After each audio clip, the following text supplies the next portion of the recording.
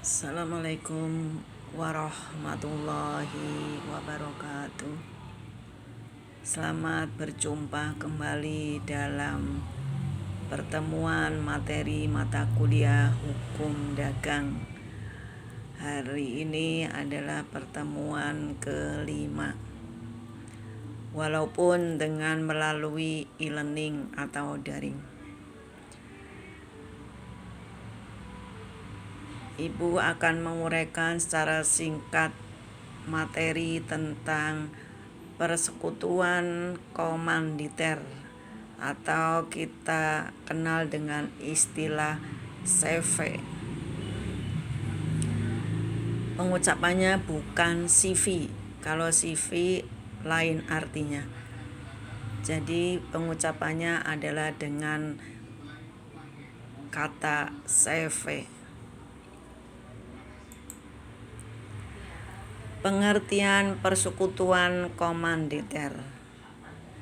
Di dalam rancangan undang-undang usaha perseorangan dan badan usaha bukan badan hukum juga mengatur persekutuan komanditer atau yang lazim dikenal dengan CV. Menurut pasal 1 butir 5 rancangan undang-undang, CV adalah badan usaha bukan badan hukum yang mempunyai satu atau lebih sekutu komplementer dan sekutu komanditer.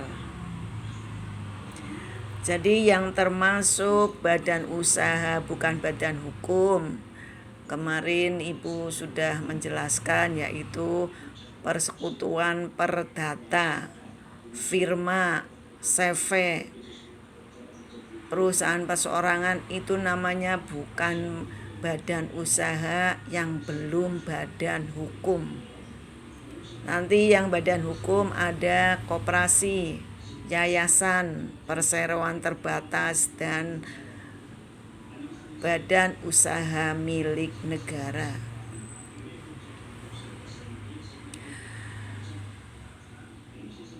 Sekutu komplementer berhak bertindak untuk dan atas nama bersama semua sekutu serta bertanggung jawab terhadap pihak ketiga secara tanggung renteng. Jadi di sini yang namanya sekutu komplementer adalah sekutu yang aktif. Dia bertanggung jawab penuh terhadap apa yang ada di CV tersebut. Tanggung jawabnya adalah tanggung jawab secara tanggung renteng. Berbeda sekutu komanditer, dia namanya sekutu pasif. Hanya modal yang disetor pada CV tersebut, tidak ikut bertanggung jawab terhadap jalannya perusahaan CV tersebut.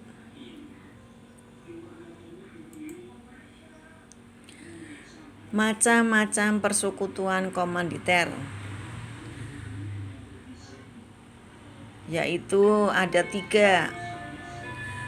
CV dengan diam-diam adalah CV yang belum menyatakan dirinya dengan terang-terangan kepada pihak ketiga sebagai CV.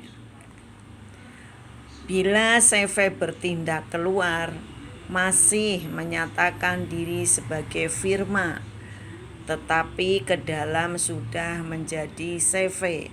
Ini yang dinamakan CV dengan diam-diam. CV dengan terang-terangan adalah CV yang dengan terang-terangan menyatakan dirinya sebagai CV kepada pihak ketiga. Misalnya dapat dilihat pada papan nama atau pada kepala surat atau kop surat yang keluar dengan menggunakan nama CV. Berbeda tadi dengan yang CV diam-diam. CV dengan saham sebenarnya merupakan CV terang-terangan yang modalnya terdiri dari saham-saham.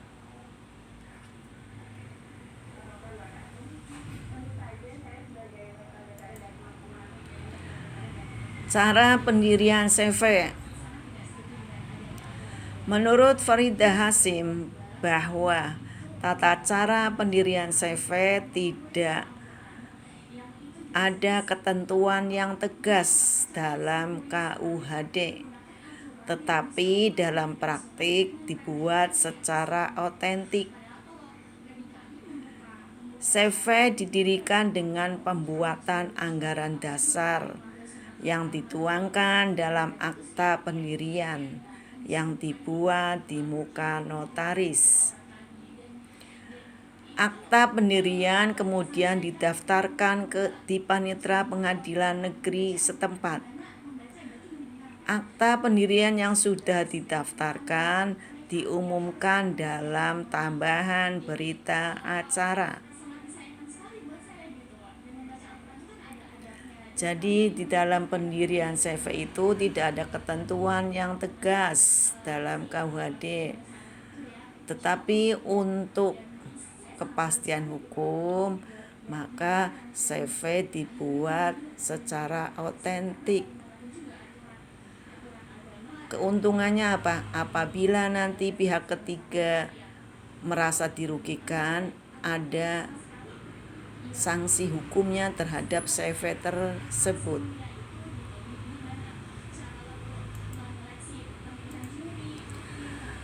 Macam-macam sekutu dalam CV. CV terdiri dari sekutu aktif atau komplementer dan sekutu pasif atau komanditer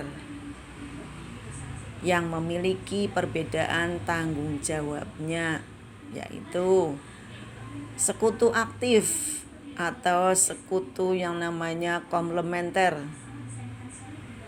bertanggung jawab sampai dengan harta pribadi. Sekutu aktif bertindak dalam menjalankan CV, kepengurusan dan melakukan perjanjian atau hubungan hukum dengan pihak ketiga. Jadi semua usaha yang dilakukan oleh CV yang bertanggung jawab adalah sekutu komplementer, bukan sekutu komanditer. Apabila CV mengalami kerugian, maka sekutu aktif bertanggung jawab sampai dengan harta pribadinya. Berbeda dengan sekutu pasif atau komanditer, hanya modal yang disetor, dia tidak bertanggung jawab sampai harta pribadinya apabila CV tersebut mengalami kerugian.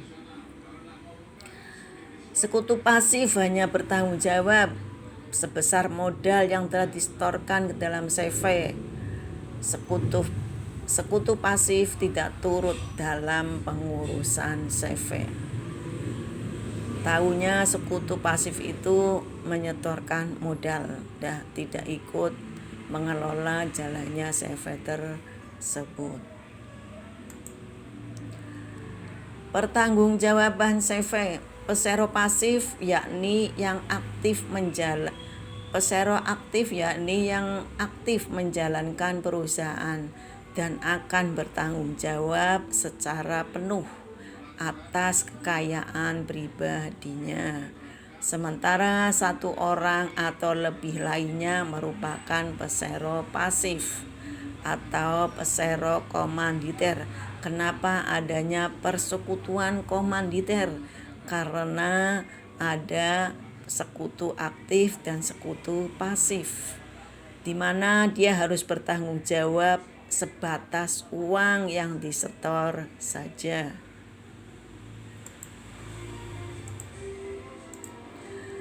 Demikianlah secara garis besarnya materi mengenai persekutuan komanditer. Nanti kalian bisa membaca lebih rinci di dalam deskripsi materi. Apabila ada yang kurang paham, maka bisa ditanyakan di dalam forum diskusi. Terima kasih. Wassalamualaikum warahmatullahi wabarakatuh.